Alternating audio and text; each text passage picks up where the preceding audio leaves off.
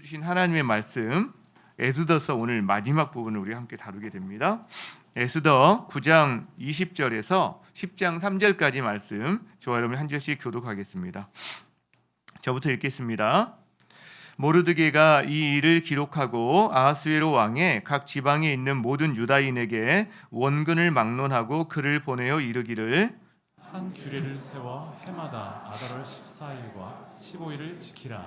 이날에 유다인들이 대적에게서 벗어나서 평안함을 얻어 슬픔이 변하여 기쁨이 되고 애통이 변하여 길한 날이 되었으니 이 두 날을 지켜 잔치를 베풀고 즐기며 서로 예물을 주며 가난한 자를 구제하라 하매 유다인이 자기들이 이미 시작한 대로 또한 모르드게가 보낸 글대로 계속하여 행하였으니 곧 아각 사람 함무다다의 아들 모든 유다인의 대적 하만이 유대인을 진멸하기를 꾀하고 부르 곧 제비를 뽑아 그들을 죽이고 멸하려 하였으나 에스더가 왕 앞에 나아감으로 말미암아 왕이 조서를 내려 하만이 유다인을 해하려던 악한 꾀를 그의 머리에 돌려 보내어 하만과 그의 여러 아들을 나무에 달게 하였으므로 무리가 부르의 이름을 따라 이 두 날을 부림이라 하고 유다인이 이 글의 모든 말과 이 일에 보고 당한 것으로 말미암아 뜻을 정하고 자기들과 자손과 자기들과 화합한 자들이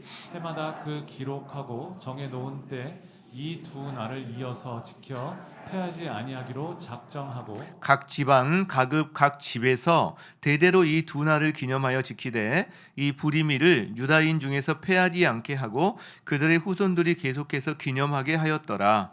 아비하일의 딸 왕후 에스더와 유다인 모르드게가 전권으로 글을 쓰고 부림에 대한 이 둘째 편지를 굳게 지키게 하되 화평하고 진실한 말로 편지를 써서 아하수에로의 나라 127지방에 있는 유다 모든 사람에게 보내어 정한 기간에 이 부리미를 지키게 하였으니 이는 유다인 모르드게와 왕후 에스더가 명령한 바와 유다인이 금식하며 부르짖은 것으로 말미암아 자기와 자기 자손을 위하여 정한 바가 있음이더라.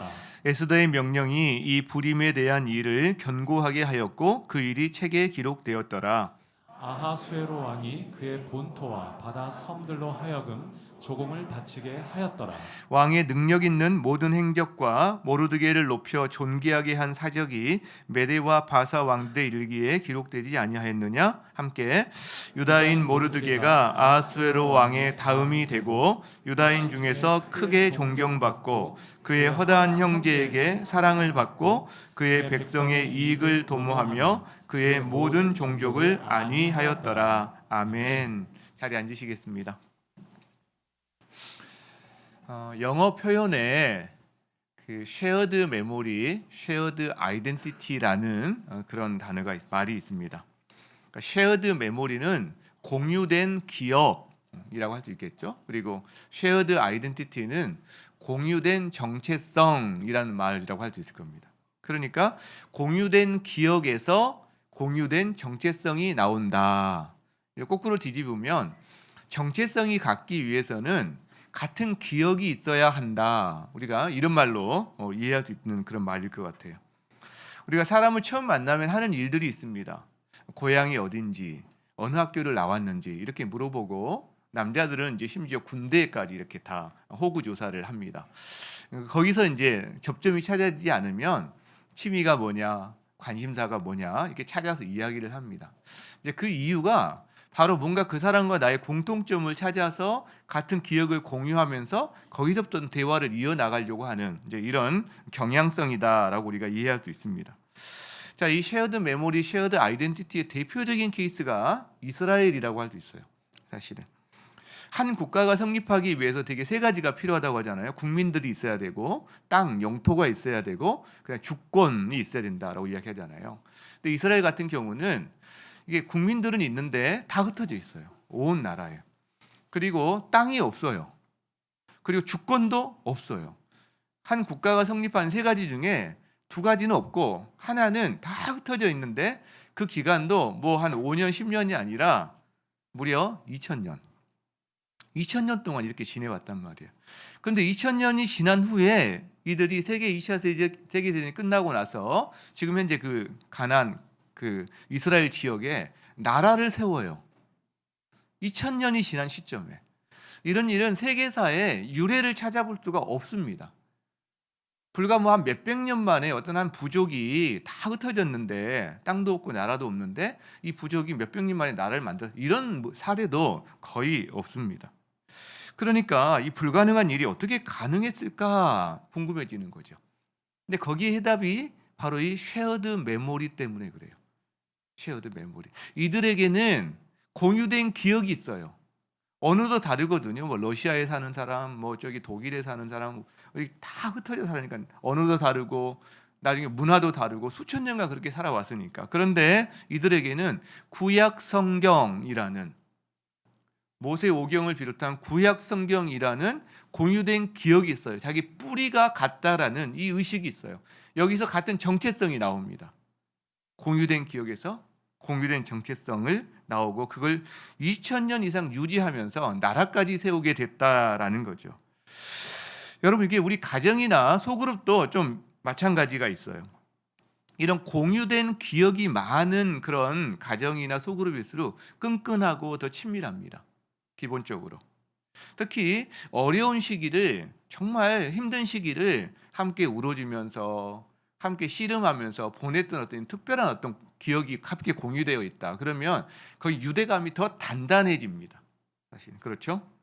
그래서 교회 안에서도 그냥 교회 왔다 갔다만 하는 게 아니라 어떤 목장 안에서, 특히 또 어떤 한 사람이 어려울 때 여기 일심에서 이게 달라붙어서 함께 어떤 일들을 감당하거나, 또 지금 훈련 과정 가운데서도 그냥 자리에 앉아서 이렇게 훈련만 하는 게 아니라 사실 복음을 들고 나아가서 고난도 경험하고 다른 사람들의 이 어떤 눈총과 이런 어려움도 경험하고, 이런 것이 경험되어진 사람들의 이 유대감이 훨씬 단단합니다. 그래서 해병대 같은 경우가 또 그런 케이스라고 우리가 보통 알 수가 있죠.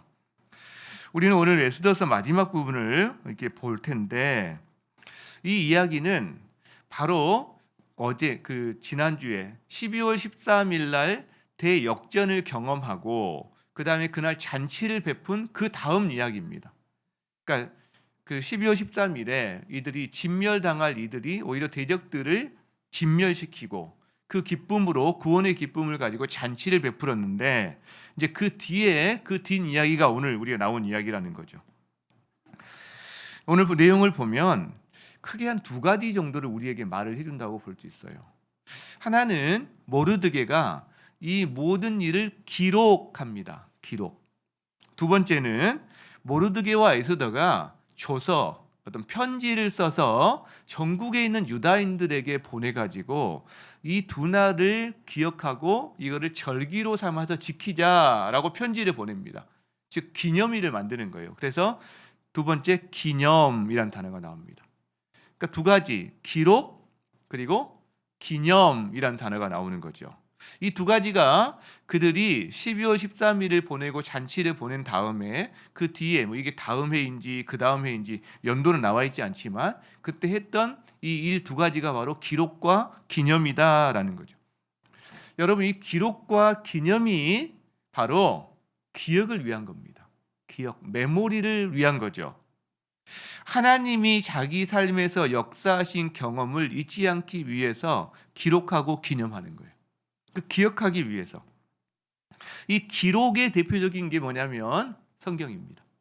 기록의 대표적인 게 뭐 구약 성경, 신약 성경, 여기 하나하나 에스더가 쓰여졌다면 에스더, 이런 게 기록인 거죠. 그리고 기념의 대표적인 게 구약의 유월절 같은 게 있어요. 그 이스라엘 백성들이 이집트에서 400년 종살이 할 때 하나님이 그들을 이렇게 건져내시는데, 그 마지막 그 하나님이 베푸셨던 재앙 혹은 기적이, 죽음의 사자가 이집트 전역을 덮을 때 양을 잡아서 양의 피로 문지방과 문설주에 피를 바른 집은 죽음의 사자가 그 집에 들어가지 않고 넘어갔다. 유월, 이게 한문으로 유월입니다. 영어로는 패스오버. 그래서 우리가 좀 말을 바꿀 수 있으면 좋겠어요. 유월절 이런 말보다 우리 아이들한테 설명하기 너무 어렵거든요.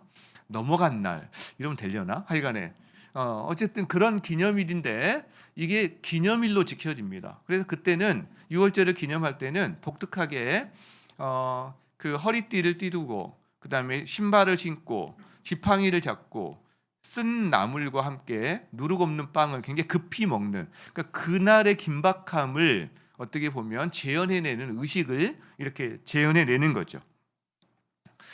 자, 이렇게 하나님은요 이 기억을 매우 중요하게 여기십니다. 이 기억을 매우 중요하게 여기십니다. 이 기억을. 성경에 이 기억하다라는 단어가 자카르라는 단어예요. 자카르. 근데 성경에 이 자카르 구약에만 200번 이상이 사용됩니다. 어제 찾아보니까 220번도 검색하니까 나오더라고요. 220번 정도. 근데 신명기에서만 기억하라 이렇게 명령형으로 사용된 단어가 10번 이상이 나옵니다. 신명기에서만도 10번 이상. 한 13번 정도 찾아봤는데 그중에 한 두 가지만 찾아볼까요? 자, 신명기 5장 15절을 같이 한번 읽어보겠습니다. 자, 시작. 너는 기억하라. 내가 애굽 땅에서 종이 되었더니 내 하나님 여호와가 강한 손과 편팔로 거기서 너를 인도하여 내었다. 기억하라는 거죠. 너는 애굽에 있을 때 종살이 하던 이집트에서 노예였는데 하나님이 너를 해방시켜 줬던 걸 기억해라 이런 말이죠. 그다음에 8장 2절에도 기억하라는 말이 나옵니다. 시작. 내 하나님 여호와께서 이 40년 동안에 내게 광야길을 걷게 하신 것을 기억하라. 이는 너를 낮추시며 너를 시험하사 내 마음이 어떠한지 그 명령을 지키는지 지키지 않는지 알려 하심이라. 기억하라는 거죠. 광야길을 걸을 때 하나님이 왜 너희에게 광야길을 걷게 했는지. 만약 이런 말씀을 우리가 이제 묵상하다 보면 우리 가운데 광야길을 걸을 때가 많거든요. 그럼 그대로 적용해 볼 수 있는 거죠. 아, 내가 살아가는 지금 인생길이 광야구나. 그렇다면 이게 무슨 뜻이 있을까? 저 말을 그대로 가져와 본다면 이 광야길을 만약 하나님이 내게 허락하셨다면 이 광야길 가운데 나의 내면, 내 마음의 중심 가운데 하나님이 보고 싶어하는 뭔가가 있구나. 그걸 우리가 통해서 알 수 있는 거예요, 사실은. 그렇죠? 여러분, 기억은 매우 중요합니다. 왜냐하면 이 기억에서 정체성이 나와요. 자기의 정체성이 나옵니다. 자기의 인생에서요. 그래서 하나님이 자기 인생 가운데 행하신 일을 많이 기억하고 있는 사람이 은혜 충만한 사람입니다. 그렇죠? 하나님이 자기 인생에 얼마만큼 많은 은혜를 베푸셨는지가 아니에요. 하나님 베푸신 은혜는 이만한데 만약에 자기가 다 까먹고 구멍가게 가서 다 까먹듯이 까먹고 요만큼 남아있다. 그럼 이 사람이 누리는 은혜는 이건 거예요. 기억하는 게 은혜인 겁니다. 기억하는 게. 여러분, 그래서 우리가 하나님의 은혜를 경험하는 것도 중요해요. 근데 더 중요한 것은 그 경험한 은혜를 기억하는 게 더 중요합니다. 실제로. 그러니까 우리가 무엇을 기억하고 살아갈지, 무엇을 얼마만큼 기억할지가 참 중요합니다. 여러분, 하나님이 자기 인생에 행하신 일들이 참 많아요. 사실 우리가 알지 못하는 것도 참 많습니다. 사실은. 그렇죠? 근데 하나님이 내게 행하신 엄청난 일들이 있음에도 불구하고 그 일을 하나하나 기억하는 게 아니라 살아가다 보면 힘들고 어렵고 또 뭔가 서운한 일이 있을 때 그것만 하나님이 나한테 이랬어? 기억한다면 어떻게 되겠어요, 여러분? 이게 은혜로 충만한 삶을 살기는 어렵지 않을까 생각합니다. 공동체에서도 마찬가지입니다. 부모 자식 지간에도 마찬가지입니다. 여러분, 부모가 자식을 얼마나 사랑하나요? 공동체에서도 주고받은 배려와 사랑이 사실 굉장히 많거든요. 그런데 부모에 대해서 그렇게 받은 사랑이 큰데 서운한 게 있단 말이에요. 살다 보면 오해하는 것도 있단 말이에요. 공동체도 마찬가지죠. 서로 서운하거나 오해하는 게 있단 말이죠. 그런데 그 작은 서운함과 오해함을 가지고 전체를 뒤집어 엎어리는 일이 얼마나 많냐는 거예요. 우리는 놀라운 능력이 있습니다. 뭐냐면 100가지의 인생 일 가운데 90 몇 가지가 다 좋고 편해도요. 우리가 지금 아프고 좀 불편한 두세 가지를 가지고 그 두세 가지를 100으로 만드는 놀라운 재주가 우리 가운데 있다. 이거죠. 자기 인생이 그 두세 가지 때문에 100% 불행해져요. 한 90, 한 6, 7가지는 다 괜찮은데 지금 상황이. 전혀 안 그러신 것처럼 다들 그렇게 얌전하게 계시는데 저만 그런가 봅니다. 저만. 그래서 성경에서는 그런 이야기를 하는 거죠. 좋은 걸 기억하라고 말하는 거죠. 좋은 거를. 쓰레기가 될 만한 것으로 여러분 기억을 가득 채우지 마십시오. 쓰레기 같은 걸로. 아름다운 걸로, 사랑으로 여러분의 기억을 가득 채우시기 바랍니다. 그게 바로 풍성한 삶이에요. 그렇죠? 그것이 인생을 아름답게 만든다고 생각합니다. 자, 오늘 그렇다면 모르드게와 에스더를 통해서 보낸 편지, 그리고 만들어진 절기들, 이제 그에 대한 이야기가 나오는데 그걸 중심으로 좀 살펴보려고 하는데, 자, 20절에 보면 이렇게 기록이 돼 있죠. 모르드게가 이 일을 기록해요. 그 전에 이루어진 모든 일들을 기록하겠죠. 그리고 나서 글을 보내서 해마다 12월 아달월 14일 15일을 지켜라, 즉 기념하라 라고 이 두 가지를 말하는, 기록하고 기념하라 라고 말하는 거죠. 자, 민족이 몰살당할 수 있는 위기 상황이었다는 거 우리가 이제 그동안 살펴보았습니다. 근데 하나님의 섭리로 놀라운 구원을 얻은 이 일들, 그 의미를 되새기고 그거를 너만 갖고 있지 말고 후손에게도 전해라 라는 이야기를 하고 있는 거예요. 그러니까 승리를, 자기가 누린 승리와 하나님의 엄청난 은혜를 한 번으로 끝내지 말라는 거예요. 그 승리를 계속해서 되새김질하면서 지속적인 승리로 만들라는 거죠. 왜? 하나님이 한 번 하신 거는 또 그 다음에 계속 할 수 있는 거니까. 그래서 먼저 기억을 위해서 하는 게 기록입니다. 기록. 여러분, 당시 사람들이 12월 13일에 자기가 경험한 일들, 12월 13일에 어떤 일이 일어난지에 대해서는 공통된 기억이 있지만 사는 것에 따라서 기억이 달라요. 감당한 일에 따라서 기억이 달라요. 그리고 전체적인 일을 전체가 다 알고 있다고 보기는 어려워요. 그래서 기록을 하는 겁니다. 그래서 편협된 어떤 기억으로 남지 않도록 전체적인 걸 조망해주는 기록을 남길 필요가 있었다라는 거죠. 그렇죠? 그리고 기억을 위해서 절기를 정하는 겁니다. 기념하기 위해서. 이 절기는 어떤 형식과도 같아요. 아까 제가 6월절 잠깐 설명을 했는데 초막절 같은 경우는 광야 40년을 기념해서 이들이 베푸는 게 초막절이거든요. 그래서 일주일간 텐트를 치고 살아요. 광야에서 하나님의 보호하신 가운데 불기둥, 구름기둥으로 인도함을 받았고 40년 동안 만나를 통해서 공급받았다는 것을 기억하면서 이 광야 생활 40년에 행하신 하나님을 기억하며 텐트를 치고 사는 거죠. 집 밖에 나와가지고 실제로. 그러니까 이런 어떤 형식, 그때의 일들을 다시 한번 되새기고 기억할 수 있는 것을, 이렇게 어떤 장치를 만들어 놓은 게 바로 이 절기다라는 거죠. 절기다. 그런데 절기가 아니라 때로는 기념비를 세우기도 합니다. 어떤 돌탑이라든가 이런 일도 성경에 보면 자주 나오는데 대표적인 게 바로 길갈에 세운 기념비, 돌탑이 아닐까 싶어요. 여호수아 4장에 그 내용이 나오는데 이제 이집트를 탈출해서 광야 40년을 지나고 드디어 이제 가나안으로 들어갑니다. 여리고성을 진군을 해야 되는데 앞에 요단강이 있어요. 요단강은 여기 탄천이라고 보시면 됩니다. 옆에 있는 탄천. 평상시에는 그냥 저 정도 물이 흘러요. 그런데 탄천에 여름에 비가 많이 오면 어떻게 되죠? 옆에 우리가 다니던 산책길까지 흙탕물이 막 하면서 자동차도 사람도 굉장히 위험해지는 그런 상황이 벌어지죠. 요단강이 그럴 때가 있어요. 요 시기가 하필 그 시기입니다. 요단강이 범람하는 시기. 자, 그래서 요단강이 범람하고 있는데 요단강을 건너서 지금 가야 되는 그런 상황인데 그때 하나님이 기적을 베푸십니다. 언약궤를 제사장들이 메고 이 제사장들의 발이 요단을 밟으면 물이 끊어지는 거예요. 저 멀리 변방에서부터 물이 쌓이기 시작해서, 그러니까 쌓이니까 안 내려오니까 여기는 물이 흩어지고 사람들이 마른 땅으로 지나갑니다. 이런 기적을 베풀어 주세요. 곁다리긴 하지만 우리가 이런 데서 중요한 교훈을 하나 얻을 수가 있는 거죠. 우리의 인생 가운데서도 물이 범람하는 것 같은 상황에 직면할 때가 있어요. 건너가야 되는데 지금 물이 범람해요. 어떻게 해야 되죠? 어떻게 해야 되냐고요? 기다려야죠. 건너가면 안 됩니다. 기다려야죠. 그때 마구 건너가면 흙탕물 속에서 위험을 당할 수가 있죠. 그러나 하나님이 발을 디뎌라라고 말씀하실 때가 있다는 거예요. 저희들에게. 그 물이 마르기까지, 물이 끊기기까지 기다리는 게 아니라 그 물에 네 발을 담궈라라고 말씀하실 때가 있어요. 그러면 담그는 거예요, 여러분. 그러면 담그는 거예요. 그러면 하나님이 그 다음에 뭔가 하시는 거예요.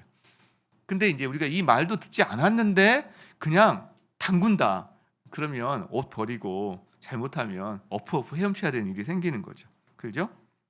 자, 하나님이 여기에 대해서 말씀 명령하십니다. 여호수아 4장 1절 말씀. 자, 백성들이 요단을 이제 다 건너갈 때쯤에 하나님께 여호수아에게 말씀하세요. 백성 지파마다 한 사람씩 12사람을 택해서 지금 제사장들이 언약궤를 메고 있는 그 발 주위에서 돌 12개를 치해라. 그리고 너희가 유숙하는 그곳에서 모두 두게 하라. 그렇게 해서 세운 것이 바로 길갈의 12돌탑입니다. 길갈의 기념비예요. 그리고 나서 20절에 가면 그 목적을 말해줍니다. 자, 여호수아가 12돌을 세워요. 그리고 이렇게 말해요. 후일에 너희 자손들이 그 아버지한테 이 돌이 무슨 뜻이에요? 라고 묻거든 이렇게 대답해라. 어떻게 하죠? 너희 자손들에게 알게 하여 이르기를 이스라엘이 마른 땅을 밟고 이 요단을 건넜어. 너희 하나님 여호와께서 요단물을 너희 앞에서 마르게 하사 너희를 건너게 하셨는데 그것이 홍해를 말리고 우리를 건너게 하신 것과 같이 우리에게 기적을 베푸셨어. 그 이유는 뭐냐면 이 땅의 모든 백성에게 여호와의 손이 강하신 것을 알게 하기 위함이고 너희가 너희 하나님 여호와를 항상 경외하게 하기 위함이야 라고 말씀하십니다. 여러분, 하나님이 기적을 베푸시고 또 그 기적 베푼 것을 기념하거나 기념탑을 만드는 것은 세 가지 목적이 있다는 거예요. 먼저 그 자신들에게, 그 경험한 자신들이 알기를 원하는 거예요. 기억하기를 원하는 거예요. 아, 하나님이 하신 일을 잊어버리지 않기를 원하는 거예요. 그래서 하나님을 경외하도록. 두 번째는 그들 뿐만 아니라 그들의 자손에게까지 그것이 전해져서 그들이 그것을 기억할 수 있도록 도와달라는 거예요. 자손들. 세 번째는요. 이웃 사람들이 하나님의 위대하심에 대해서, 하나님이 얼마나 능력이 많으신가에 대해서 알리는 수단으로 그걸 써달라는 거예요. 이 세 가지 목적이 하나님의 기적과 기념탑에는 존재합니다. 우리 자신이 잊어버리지 말라고, 기억하라고. 우리 자손들까지 기억하라고. 우리 이웃들도 그 일을 알고 하나님을 경외하라고. 이 세 가지 목적이 있다는 거죠. 여러분, 유대인은 그래서 이 절기나 이런 기념탑, 기념비 같은 걸 통해서 자기 공동체라든가 자녀들의 신앙교육에 재료로 활용합니다. 그러니까 절기 때는 그 절기를 철저하게 지킵니다. 사실은 그 의미를 부여하면서. 그렇죠? 여러분, 우리 역시 이 교회는요, 절기들이 있어요. 계속해서. 이 절기가 뭐 성탄절부터 예수님의 오심, 그 다음에 또 예수님이 이 땅에서 살아가심, 죽으심, 부활하심, 그리고 그분의 인도하신 가운데 우리 삶에 허락하시는 여러 가지 열매들, 이런 절기들이 있는 거죠. 이런 것이 우리 삶에 1년마다 계속 돌아가면서 계절을 따라서 이 절기를 기억하면서 신앙생활을 도와주는 그런 부분이죠.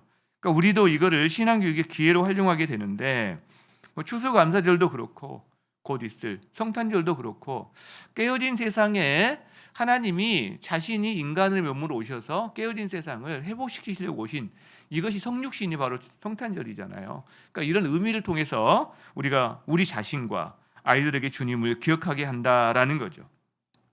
그런데요, 절기를 통해서 훈련하는 것뿐만 아니라 보다 중요한 게 있는데, 우리 부모들이 자녀들에게 자기 이야기를 해주는 게 점점 필요하다고 생각해요. 자기가 하나님 만난 이야기, 자기가 하나님과 동행한 이야기, 꼭 성공담만 이야기하지 않아도 됩니다. 내가 씨름했던 것들, 때로는 너무 어려웠고 실패했지만, 그렇죠? 그것도 가감없이 우리가 다 이야기해 주는 게 필요하다고 생각합니다. 사실 아이들은 그걸 통해서 하나님이 책에만 있는 하나님, 저 이스라엘에만 있는 하나님이 아니라 바로 우리 엄마 아빠의 하나님이고 그 자기 하나님이 되는데 굉장한 징검다리가 될 거예요. 디딤돌이 될 거라는 거죠. 그런데 한 가정이 기억나는데, 이 가정은 그 자녀들에게 이 엄마 아빠가 하는 일을 함께 기도로 요청했던 그런 가정이 있었어요. 이 아이들이 이제 미국에 있었는데, 그래서 부모와 함께 한국에 와서 잠깐 시간을 보낼 때 길을 가다가 어떤 한 건물에 보이는 그 상호 편말이라고 그러나요? 간판을 보고서 이제 소리치는 거예요. 저거 우리가 기도했던 그 회사인데, 아빠가 그 회사와 관련된 어떤 일을 할 때, 어려울 때 자녀들에게 기도 부탁을 했던 거예요. 그러니까 이 자녀들이 계속 가정 예배를 드리거나 개인적으로 기도할 때 그 회사를 계속 기도했던 게 있는 거예요. 그러다 보니까 지나가면서 그 회사 이름이 보이니까 저거 우리가 기도했던 회사인데 이렇게 말을 하는 거예요. 여러분 이런 게 필요합니다. 실제 우리 삶에. 그죠? 그것이 다 신앙생활의 어떤 신앙교육의 기회다라고 볼 수 있다는 거죠. 자, 그래서 모르드게는 이 절기의 의미, 어떻게 이 절기를 지켜야 되는지에 대한 내용까지도 좀 자세하게 더 이야기를 합니다. 자, 22절이죠. 같이 한번 이건 읽겠습니다. 같이 한번. 자, 시작.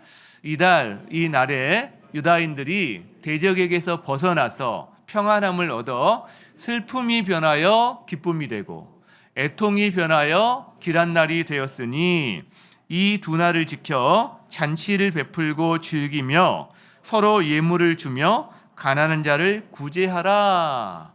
구제하라. 여러분 먼저 이 절기의 의미는요. 구원을 기념하는 겁니다. 구원에 대한 절기입니다. 대적에게서 벗어나서 평안함을 얻었다. 이들이 어떤 상황이었는지 제가 자세하게 설명 안 해도 우리가 이미 그건 여러 차례 했으니까 거의 피가 마르는 철회될 수 없는 조소가 이미 죽음의 조소가 반포된 그런 상황이었다고 말했잖아요. 그러니까 죽음의 날이었어요. 근데 이들이 그날 구원을 얻습니다. 그러니까 구원의 날을 절기로 삼아서 제정한 거죠. 그래서 이 날은 슬픔이 기쁨이 된 날이에요. 애통이 축제가 된 날이에요. 애통이 축제가 된 날이에요. 여러분 크리스찬인 우리들도 그래서 이 절기 이름이 부림일 혹은 부림절이라고 우리가 붙일 수 있는데 우리에게도 우리의 부림일이 있습니다. 부림절이 있습니다. 우리에게는 세 가지의 부림절이 있어요. 사람마다 다 기본적으로. 먼저는요. 예수 그리스도가 십자가와 부활을 통해서 우리에게 허락하신 구원의 날이 있습니다. 이게 우리에게는 첫 번째 가장 중요한 부림절이죠. 두 번째, 개인적으로 자기가 예수님을 만나서 예수님의 생명으로 거듭난 날들이 있어요. 사람마다. 이게 그 날짜가 어느 특정한 순간일 수도 있고 어떤 일정한 기간일 수도 있고 잘 모를 수도 있지만 어쨌든 우리 개인적인 우리가 예수님 안에서 새롭게 된 부림절이 우리에게 있어요. 이게 두 번째 부림절이죠. 세 번째 부림절이 있어요. 우리가 슬픔 가운데 있을 때, 애통 가운데 있을 때, 절망 가운데 있을 때 하나님이 우리에게 은혜를 베푸셔서 슬픔을 기쁨으로 바꿔주시는 때, 애통을 절망을 축제로 바꿔주시는 때, 그걸 경험할 때가 그 은혜를 경험할 때가 우리에게는 부림절입니다. 일상 가운데 드러나는 세 가지 부림절이 있는 거죠. 여러분은 여러분의 부림절을 어떻게 기억하고 기념하고 계십니까? 실제로. 사실 주일 예배가 어떻게 보면 그런 구원의 감격을 가지고 우리가 하나님 앞에 나오는 시간, 잔치, 부림절 이런 의미가 있다라고 제가 이미 말씀을 드렸어요. 주일 예배 이렇게 생각해 보니까 코로나 시절에 저희가 처음 주일 예배 드리지 못할 때만 해도 주일 예배 못 드린 것에 마음이 굉장히 아팠습니다. 근데 나중에 계속 영상 예배를 이제 자주 드리고 또 병행해서 드리다 보니까 나중에는 좀 무슨 일이 있으면 그냥 집에서 드리지 이런 굉장히 이제 기준이 좀 약화되기도 하고 병행하기도 한 그런 상황이 많이 되었습니다. 편리함을 맛본 거죠, 저희들이. 이게 예배에 나올 때 사실 저만 해도 면도해야 되고 그다음에 이렇게 별건 아니지만 이렇게 머리라도 이렇게 한번 바르고 나와야 되거든요. 이게 어떤 분들은 좀 내려달라고 이렇게 하는데 그냥 이게 자꾸 뭘 찌르니까 귀찮아서 그냥 해버리는 건데 언젠가 내릴 때도 있겠죠. 이게 근데 우리 여성분들은 자매분들 사실 더 이렇게 여러 가지 신경도 시간도 좀 더 걸리는 것 같아요. 근데 집에서 가령 영상으로 드리면 얼마나 편합니까? 그냥 세수 한번 하고 그냥 앉아서 예배 드리고 왔다 갔다 시간도 걸리지 않고 이런 편리함에 우리가 이렇게 많이 어떻게 보면 맛을 보고 있는 상황 가운데 있는데 근데 사실 그 전에 우리 주일 성수만 해도요. 우리 선배들 같은 경우는 목숨처럼 지켰던 게 주일 성수거든요. 그럼 우리는 어떻게 해야 할까요? 이런 생각을 해보게 됩니다. 만일 주일 성수를 의무나 율법으로 생각한다면 사실 이건 어폐가 좀 있을 수 있습니다. 괜히 그런 걸로 여러분에게 짐만 들고 부담만 드리는. 그러나 주일 성수를 의무와 율법이 아닌 우리 구원의 감격을 가지고 하나님께 그 구원의 감격의 기쁨을 가지고 하나님께 나아가는 통로와 수단으로서 우리 마음을 드리는 걸로 생각한다면, 자발적인 헌신으로 바라본다면 이 주일 성수는 의미가 있을 수 있다고 생각합니다. 부모님께 자녀가 찾아갈 때 그냥 이렇게 아무 생각 없이 오늘 또 엄마가 해준 밥 먹겠구나 찾아갈 수도 있겠죠. 그러나 부모님을 찾아갈 때 엄마 아빠가 좋아하는 과일이 뭐지? 이렇게 생각해서 뭐 좋아하시는 과일 하나라도 이렇게 몇 개 사서 들고 간다거나, 그 다음에 뭔가 깨끗한 돈을 모아가지고 단돈 얼마라도 이걸로 두 분 한번 식사라도 좀 하세요 하고 드리면, 여러분 그 과일 하나, 그 돈 하나, 그런 것들이 그 부모가요 어떻게 보면 어떤 마음일까요? 그것 때문에 기뻐할까요? 아니죠. 그 마음을 받는 거죠. 얘가 이렇게 나를 생각하는구나. 그 마음을 받는 거죠. 여러분 마찬가지죠. 저희들이 주일 예배 나올 때 내가 하나님 앞에 나아가서 그렇게 정결한 마음으로, 준비된 마음으로 가야 되겠다. 그 마음을 받으시는 거죠. 제가 지난주에 한번 이야기했죠. 제 토요일 날 제가 예수님 처음 만나고 나서 주일을 준비할 때 토요일 저녁에 옷을 이렇게 준비한단 말이에요. 근데 지금 생각해 보니까 옷도 몇 프로 없었어요. 그냥 준비할 것도 말 것도 없는데 왜 준비했나 몰라 지금 생각하니까. 그냥 준비를 딱 따로 해놓고 그 다음에 지갑에서 깨끗한 돈을 찾아요. 저는 그때 제가 다리미가 없던 사람이었기 때문에 책에다가 끼워서 이렇게 눌러놔요. 이렇게 보이게끔. 그렇죠? 또 앉기도 하고 책을 가지고. 그러면 좀 펴지니까. 그게 하나님이 기뻐하셨겠다는 생각이 들어요. 그 마음 자체가 바로 그런 거죠. 여러분, 하나님은 자기를 무겁게 대하는 자를 하나님도 무겁게 대하십니다. 하나님은 자기를 존귀하고 소중하게 여기는 자를 하나님도 그 사람을 존귀하고 소중하게 여긴다는 거죠. 그런 의미에서 우리가 이 주일 성수를 생각해 볼 수 있다라고 생각해요. 자, 그래서 이 절기를 이렇게 기념하는데 그 기념의 방식이 잔치를 베풀고 즐거워하는 겁니다. 하나님은 우리를 잔치로 부르셨어요, 사실은. 여러분, 기독교는 그래서 기쁨의 종교라고 이야기합니다. 잔치의 종교다. 이 에스더서의 주제가 잔치잖아요. 왜냐하면 우리는 깨어진 세상에 살아가고 있어요. 신음하는 세상 한복판에서 우리는 신음하고 살아가고 있습니다. 이런 사람들을 위해서 예수님이 이 땅에 오셨단 말이에요. 회복시키기 위해서, 잔치하게 하기 위해서. 그렇죠? 그래서 이 땅에서 하나님의 자녀들이 기쁨과 즐거움을 가지고 잔치하며 찬양하며 살아가는 게 하나님께 영광이 됩니다. 집에서 엄마가 음식을 맛있게 해주는데 아이들이 와, 엄마 이거 너무 맛있어요. 이게 엄마에 대한 찬양인 거예요. 사실은 맛있게 해줘도 그냥 얼굴 찡그리고 맨날 먹기만 하고 돼지처럼 먹기만 한다. 그러면 이게 좀 그렇죠. 사실은. 그렇죠? 맛있어요. 그 집에서요 아이들이 와, 우리 집 너무 즐거워요 하면서 뛰놀고 엄마 아빠 즐거워하고 안기고 막 장난하고 그 다음에 레슬링하고, 여러분 이런 것들이 그 부모의 보람이고 부모의 영광입니다. 자녀들이 기뻐하는 것, 하나님 나라의 백성들이 기뻐하고 이 땅에 살아가는 것, 여러분이 하나님 잘 되시기를 원하고요, 건강하고 다 그런 면에서는 그게 맞는 거죠. 근데 우리나라에 이 유교 문화가 있어서 뭔가 진중해야 되고 뭔가 무게 잡아야 되고 약간 이런 일반적인 문화들이 있어요. 그래서 교회 안에서도 나이가 들거나 직분자가 되면 뭔가 좀 근엄해져야 될 것 같고 어깨에 막 이렇게 뭔가 각을 세워야 될 것 같고 약간 이런 문화가 우리 가운데 있는데, 뭐 진중해지고 진실된 건 필요하죠. 그러나 제가 쓸데없이 무게 잡을 필요가 없다. 오히려 나이가 들수록 좀 뭐랄까 그 적절한 표현은 좀 안 나긴 하는데 촐싹되는 것도 괜찮지 않을까. 가령 제가요 나이가 들수록 막 더 이렇게 근엄해지면서 막 말도 형제 그랬어, 뭐 자매 그랬구나, 뭐 이런 식으로만 이야기하면 가까이 안 오려고 할 것 같아요.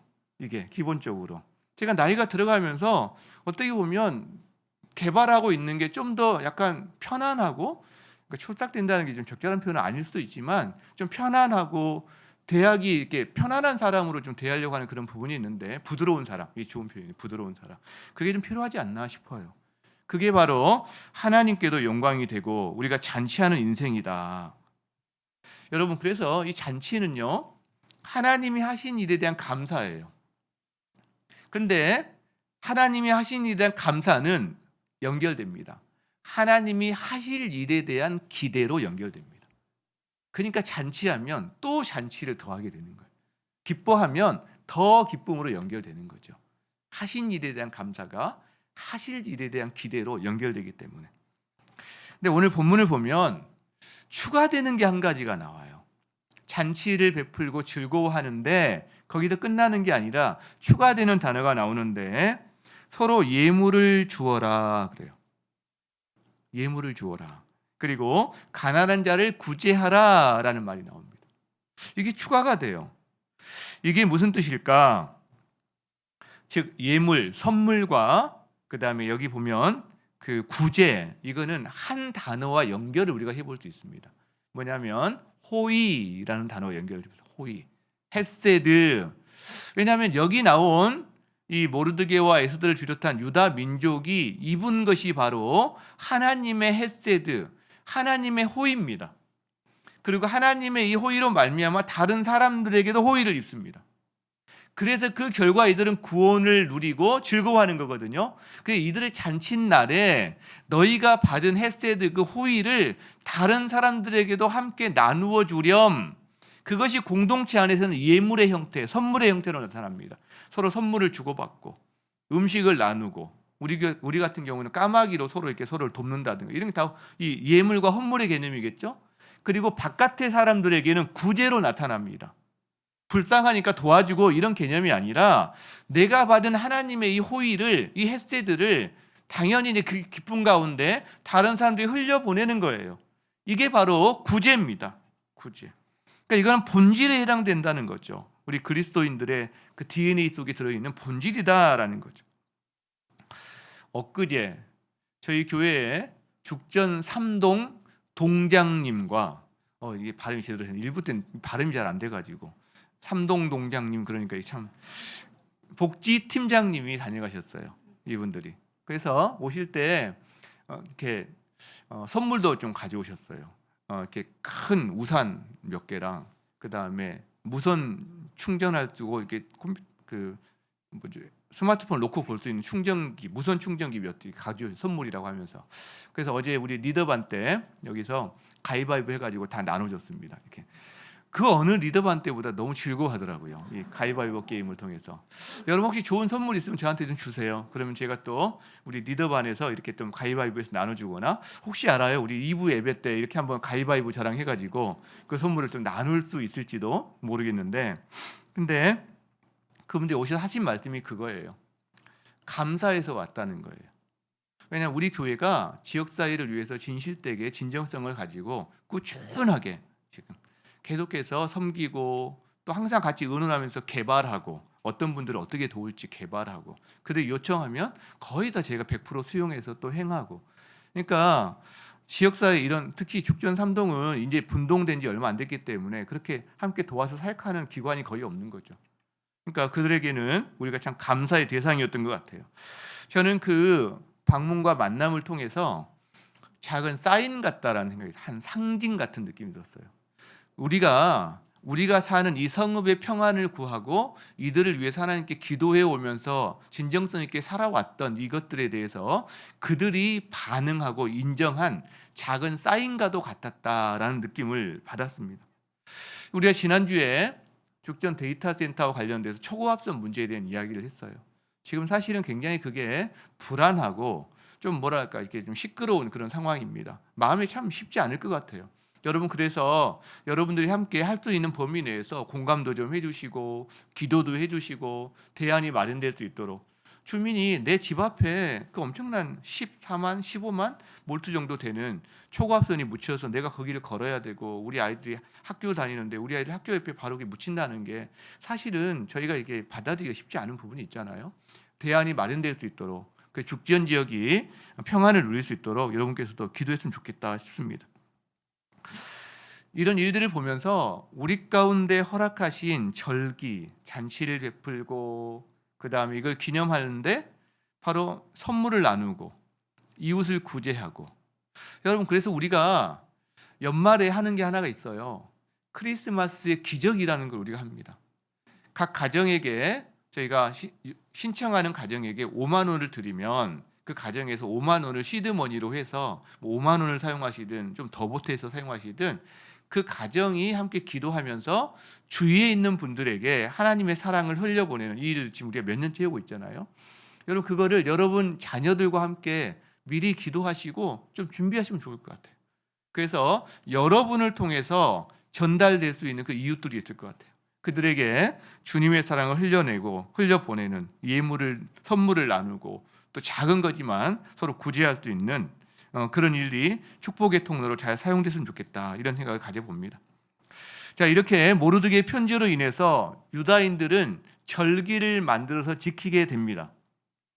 근데 이것은 유다인들이 이미 그날을 기념하고 있던 거를 여기에 편지를 보내서 확정시켜주고 지속하게 하는 그런 힘이 있었던 것 같은데, 이 절기에 대해서 24절에서 이렇게 간략하게 설명을 합니다.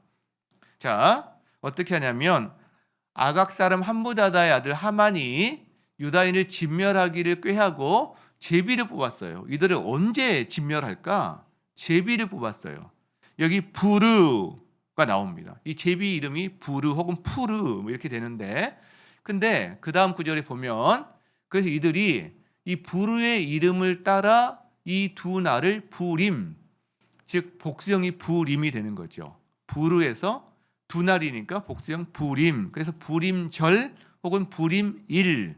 그러니까 결국 이거는요, 이 절기의 이름이 부림인데, 여러분 이 제비를 누가 뽑았냐면 이스라엘이 뽑은 게 아닙니다. 하만이 뽑았어요. 그리고 이스라엘 위에서 뽑은 게 아닙니다. 이스라엘을 죽이려고 뽑았어요. 부르날이. 그런데 어떻게 됐죠? 제비는 사람이 뽑지만 그 일의 결정은 주님이 하신다는 잠언 말씀처럼 주님이 바꾸어 주셨어요. 진멸의 날을 구원의 날로, 슬픔을 기쁨으로. 여러분 이게 우리는 한 가지 우리가 생각할 게 있다고 생각해요. 우리의 인생을 보면 우리의 의지와 상관없이 우리에게 여러 가지 일들이 닥칩니다. 우리가 원치 않는 환경, 그 가운데서는 어떤 고통, 슬픔, 애통, 이런 일들이 우리에게 닥칩니다. 마치 내가 뽑지 않았지만 누군가 뽑아서 내 앞에 철회할 수 없는 조소처럼, 이 불의의 날이 결정된 것처럼 내 인생에게도 그런 일이 생긴다는 거죠. 너무 암담하고 절망스러운 상황도 있어요. 그런데 무디 뒤에서 일하시는 하나님이 이 불의날을 바꿔주신 것처럼 우리의 인생 가운데서도 이 불의날처럼 암담한 그런 날이 있지만 하나님의 손에 붙잡힌 사람, 그리고 하나님의 터치하심으로 말미암아 이게 바뀌는 역사가 우리 그리스도인들의 삶이다라는 거죠. 그러니까 우리가 그런 일이 있다 할지라도 믿음의 응전을 할 필요가 있어요. 실제로 하나님 바꿔주세요. 이거를 역전시켜 주세요. 반전시켜 주세요. 여러분, 그리고요 또 한 가지는 우리의 인생이요 아무리 힘을 쓰고 영을 써도 우리가 성취하고 누리고 이룰 수 있는 건 한계가 있습니다. 그렇죠? 기껏해야 건물주, 조금 높은 자리에 올라가는 거, 우리 인생에 한계가 있어요. 그러나 이 불을 생각하면서 하나님이 터치하시면, 하나님 손에 붙들리면 우리 인생도 반전이 일어나는구나. 하나님의 어마어마한 세상 경영과 구원의 역사 가운데 한 역할을 감당하는 사람으로서 우리가 사용될 수 있다라는 거죠. 주님의 원대한 계획 가운데 함께 있는 인생으로 우리 인생이 자리매김할 수 있다라는 거죠. 우리 자신의 인생을 너무 하찮게 여기거나 너무 절망과 암담한 가운데서 자기를 내팽개치지 않았으면 좋겠어요. 하나님 앞에서 이 기대감을 가지고 자기의 인생이, 주님 제 인생을 붙들어 주세요, 사용해 주세요, 우리가 그럴 수 있으면 좋겠다는 생각을 합니다. 간혹 이런 분들이 계세요. 이제 믿지 않는 남편이 저희 그 성도에게 했던 말이, 아내에게 했던 말이에요. 하나님을 좀 보여줘봐. 그럼 내가 교회 다닐게. 내가 너 따라서 교회 나갈게. 이런 말을 한 분이 계셨어요. 여러분, 그분만이 아니라 세상은 우리에게 그걸 요구합니다. 하나님 보여줘봐. 하나님 계신 거 입증해봐. 그리고 거봐, 못하지? 하나님 없어. 이렇게 말을 합니다. 사실은 반대죠. 야, 네가 하나님 없는 걸 한번 입증해봐. 이렇게 우리가 말할 수 있는데 어쨌든 에스더서에서는 하나님이라는 이름이 한 번도 안 나와요. 근데 우리는 에스더서를 지금까지 봐오면서 와, 하나님이 하시는 일이 얼마나 대단하고 선명한지를 수없이 보아옵니다. 그죠? 하나님이란 이름이 한 번도 안 나오는데 여러분 마찬가지인 거죠. 우리의 인생 가운데서도 그들이 지금 이방 땅에 살아요. 예루살렘에 사는 게 아닙니다. 이스라엘에 사는 게 아닙니다. 그럼에도 불구하고 하나님은 살아계셔서 온 땅의 주인이셔서 이방 땅에 있는 그들까지도 지켜보시고 돌보시고 보호하신다는 사실을 우리에게 알려줍니다. 여러분 마찬가지 하나님이 교회 안에만 계신 게 아닙니다. 여러분의 일터, 여러분이 어디를 가든 하나님의 사람이 함께 있는 곳, 하나님의 관심도 함께 계십니다. 우리가 그걸 통해서 에스더를 보게 된다는 거죠. 여러분 이걸 생각할 때 저에게 드는 생각이 하나가 있어요. 교회 안에 아프신 분들이 있어요. 암으로 투병하시는 분 계시고 뭐 난청 그리고 불치병도 사실 계세요. 불치병. 그렇죠? 아마 오늘도 영상으로 예배 드리고 계시지 않을까 이런 생각이 하는데 또 이런저런 병으로 아파하시는 분들 보면 제가 기도할 때 좀 마음이 아플 때가 있어요. 이게 쉽게 끝나는 싸움이 아닌 때가 많다 보니까. 근데 그때 제가 의식적으로 이게 생각하고 기억하는 것들이 있습니다. 근데 그게 뭐냐면 그분을 향한 하나님의 섭리예요. 그분을 향한 하나님의 섭리. 하나님이 그분을 아실까? 아시죠. 하나님이 그분을 사랑하실까? 사랑하시죠. 하나님이 그분을 고칠 수 있는 능력이 있으실까? 능력이 있어요. 능력이 있으시고 그분도 사랑하세요. 자, 그러면요. 하나님은 그 주님을 바라보고 신뢰하면서 그 주님 앞에 그분을 의뢰합니다. 하나님, 당신이 아시고 사랑하는 그분 하나님 만져주세요. 그리고요. 또 한 가지 기억합니다. 하나님의 때가 있다라는 것을 기억합니다. 하나님의 때가 있어요. 내가 원하고 우리가 원하는 시점은 지금 당장이지만 조금 이게 딜레이 되는 경우도 있어요. 하나님의 때가 있어요. 어떤 경우에는요. 하나님이 안 고치시는 경우도 있어요. 거기에 대해서 저는 하나님의 뜻이 있다라고 생각해요. 하나님의 뜻이 있다. 그런데 그분을 향한 하나님의 뜻은 저는 선하다고 믿어요. 그분에게 하나님의 가장 선한 것으로 함께 하신다라고 믿어요. 저는 하나님의 때와 하나님의 뜻을 구합니다. 그것을 신뢰합니다. 에스더를 통해서 그걸 배우게 되는 것 같아요. 한 가지 재밌는 게 있는데 이 절기를 설명하는데 에스더와 모르드게 이런 이야기를 해요. 25절에 보면 이런 말을 합니다. 에스더가 왕 앞에 나아감으로 말미암아 왕이 조서를 내려서 이렇게 되었다. 즉 에스더를 좀 높여주는 이런 표현이 나옵니다. 근데 우리가 알고 있다시피 에스더가 처음부터 이렇게 막 이런 길로 나갔던 사람인가요? 아니에요. 주저했어요. 그런데 모르드게가 도전했습니다. 어떻게 도전했죠? 네가 그 왕후의 자리에 있는 것이 이 때를 위함인 줄, 이함이 아닌 줄 누가 알겠느냐라고 도전했어요. 바로 이 때를 위해서 너를 왕후의 자리에 둔 것이 아니야라고 사실은 말한 거죠. 그렇죠? 여러분, 그게 바로 사명입니다. 사명. 나에게 시간이 있다. 나에게 재산이 있다. 나에게 고통이 있다.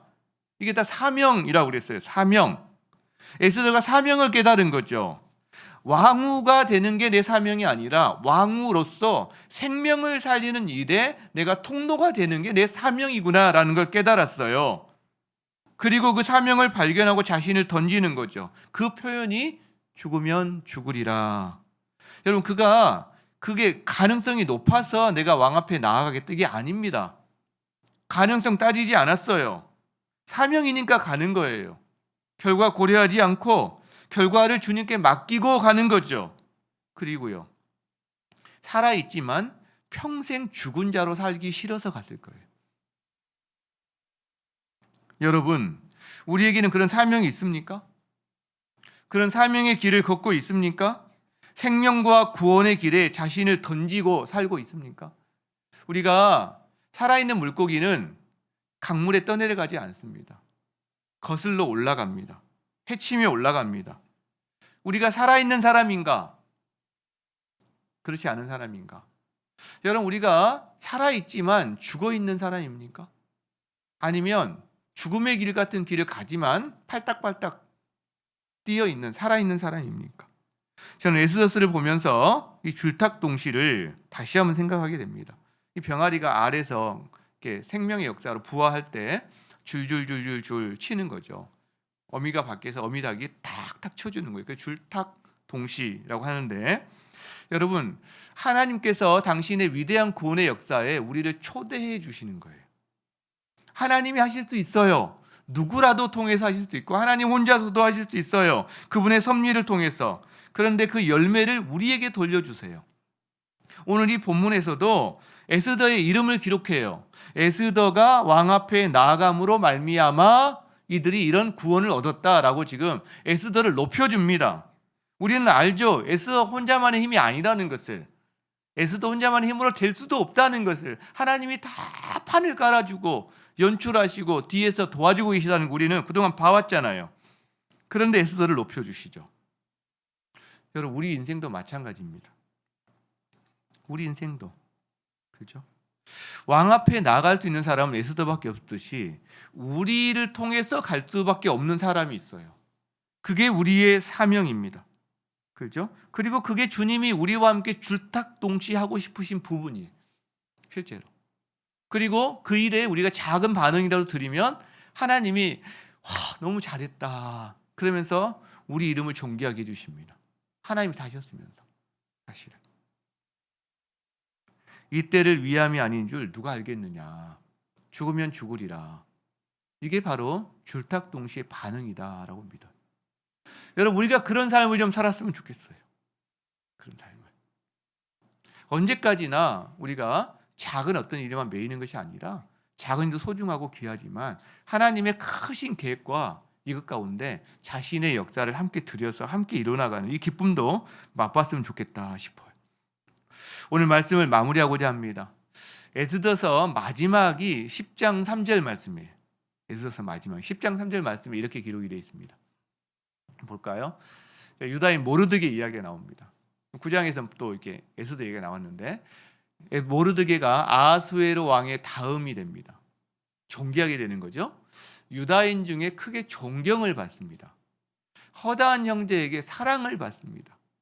그의 백성의 이익을 도모하고 그의 모든 종족을 안위 평안하게 했다. 이게 지금 에스더서의 마지막입니다.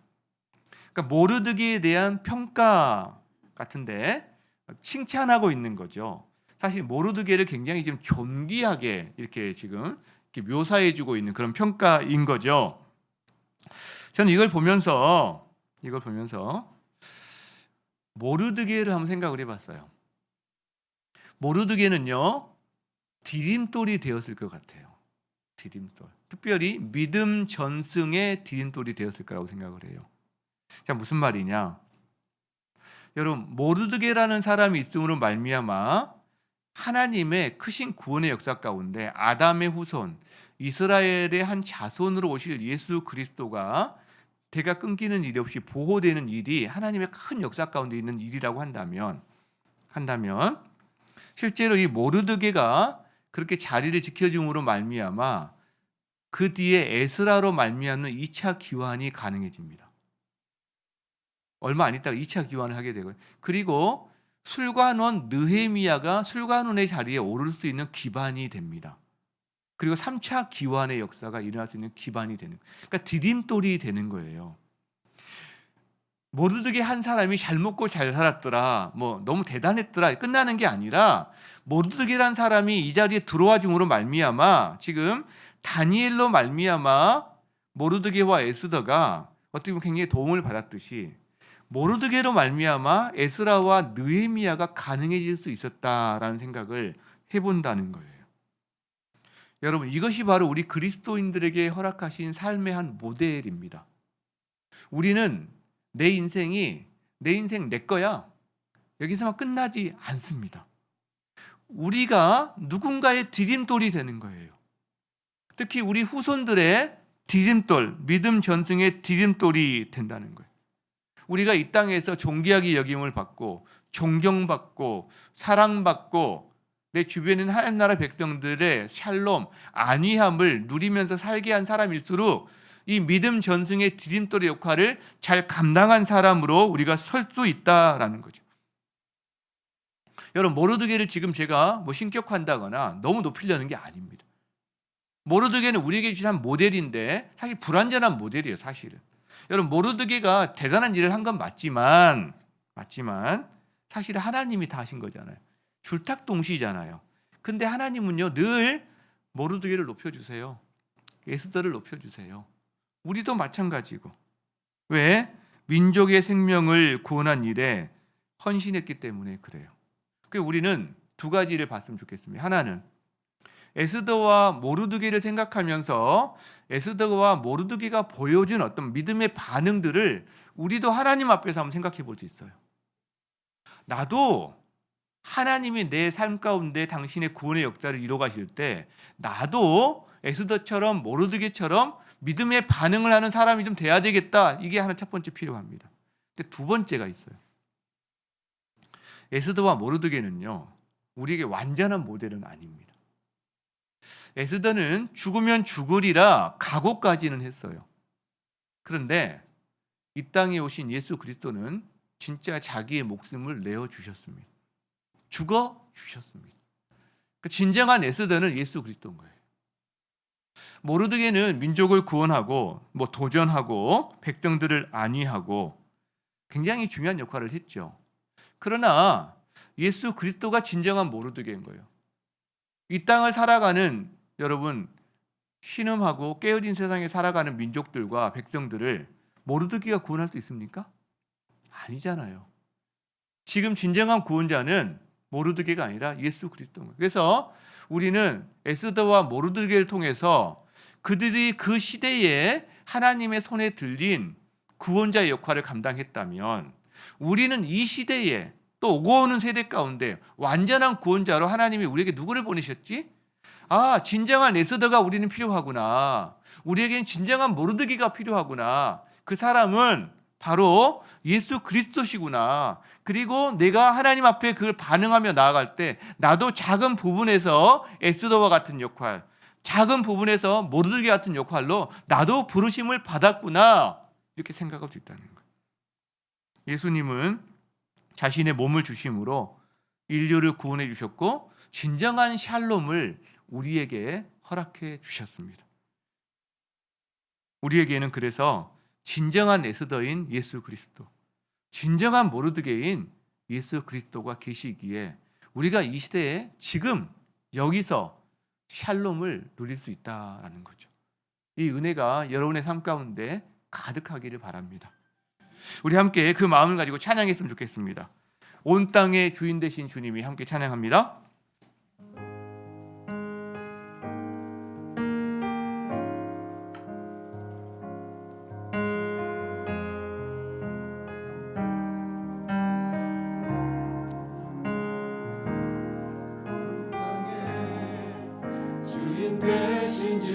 내 이름 아시며 상한 맘 돌보네 어둠을 밝히시는 새벽별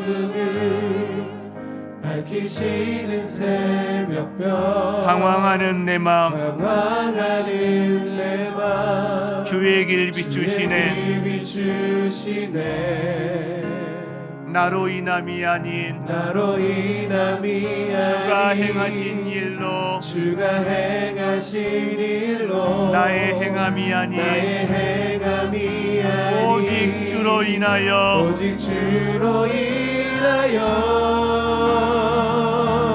나는 오늘 피었다 지는 이름 없는 꽃과 같네 바다에 있는 파도 안개와 같지만 주는 나를 붙드시고 부르짖음 들으시며 날 귀하다 하시네. 주님은 나의 죄를 보시고 주님은 나의 죄를 보시고 사랑의 눈으로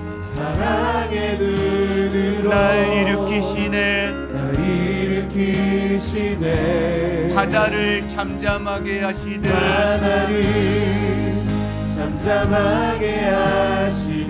내 영혼의 폭풍 고요케 하시네.